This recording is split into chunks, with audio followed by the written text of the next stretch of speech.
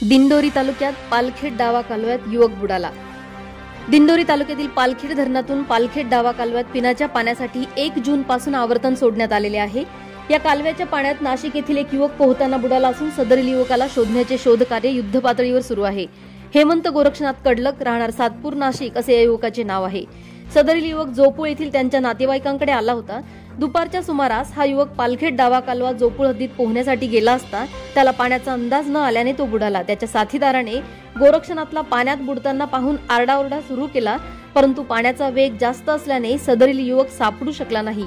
आज सकाळपासून चांदोरी येथील आपत्ती व्यवस्थापन पथक सदरील युवकाचा शोध घेत आहे।